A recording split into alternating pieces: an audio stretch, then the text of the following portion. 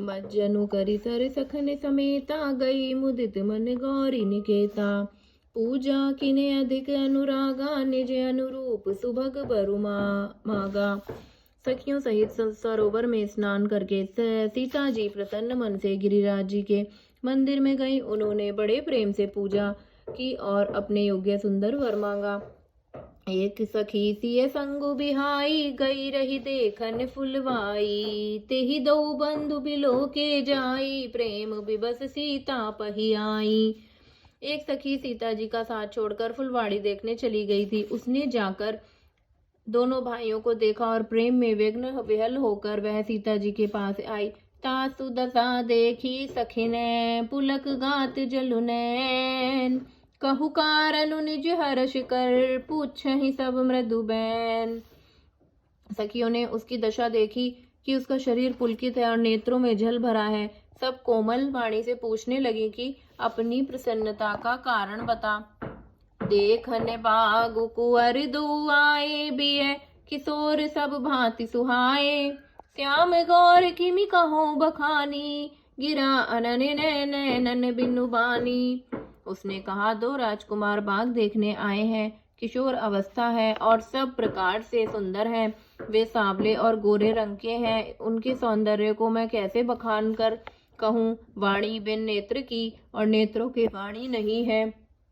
सुनि हर्षि सब सखी सयानी, सियहि अतियत उत्कंठा जानी। एक कहे नृप सुत तैयाली, सुन जे मुनि संग आए काली। यह सुनकर और सीता जी के हृदय में बड़ी उत्कंठा जानकर सब सयानी सखियां प्रसन्न हुई। तब एक सखी कहने लगी कि हे सखी, ये वही राजकुमार हैं जो सुना है कि कल विश्वामित्र मुनि के साथ आए हैं। जिन्हें निज रूप मोहिनी डारी, कीने स्वय बस नगर नर नारी। बरनत छवि जह तह सब लागू, अवसि देख हैं देखन जोगू। और जिन्होंने अपने रूप को मोहिनी डालकर नगर के स्त्री पुरुषों को अपने वश में कर लिया है। जहां तहां सब लोग उन्हीं की छवि का वर्णन कर रहे हैं। अवश्य चलकर उन्हें देखना चाहिए, वे देखने ही योग्य हैं।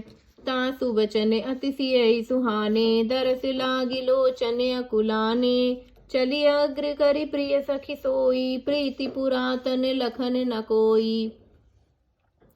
उसके वचन सीता जी को अत्यंत ही प्रिय लगे और दर्शन के लिए उनके नेत्र अकुला उठे। उसी प्यारी सखी को आगे करके सीता जी चली। पुरानी प्रीति को कोई लख नहीं पाता।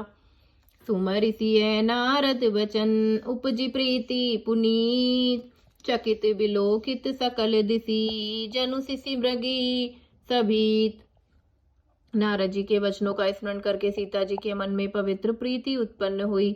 वे चकित होकर सब और इस तरह देख रही हैं मानो डरी हुई मृग छौनी इधर उधर देख रही हो। कंकन किंकनी नुपुर धुनि सुनी, कहत लखन सन राम हृदय गुनी। मानहु मदन दुंदुभि दीनी, मनसा विश्व विजयी कह कीनी। कंकण, हाथों के कड़े, करधनी और पायजेब के शब्द सुनकर श्री रामचंद्र जी हृदय में विचार कर लक्ष्मण से कहते हैं, यह ध्वनि ऐसी आ रही है मानो कामदेव ने विश्व को जीतने का संकल्प करके डंके पर चोट मारी है। अस कहीं फिर चितई तेहि ओरा, सिय मुख भससी भय नैन चकोरा। भय बिलोचन चारु अचंचल, मनहु सकुच निमित दिग चंचल। ऐसा कहकर श्री रामचंद्र जी ने फिर उस ओर देखा। श्री सीता जी के मुख रूपी चंद्रमा को निहारने के लिए उनके नेत्र चकोर बन गए। सुंदर नेत्र स्थिर हो गए, टकटकी लग गई मानो निमि जनक जी के पूर्वज ने, जिनका सबकी पलकों में निवास माना गया है। लड़की और दामाद के मिलन प्रसंग को देखना उचित नहीं, इस भाव से सकुचाकर पलकें छोड़ दी, पलकों में रहना छोड़ दिया, जिनमें पलकों का गिरना रुक गया। देखिसिय शोभा सुख पावा, हृदय सराहत बचन नुआवा।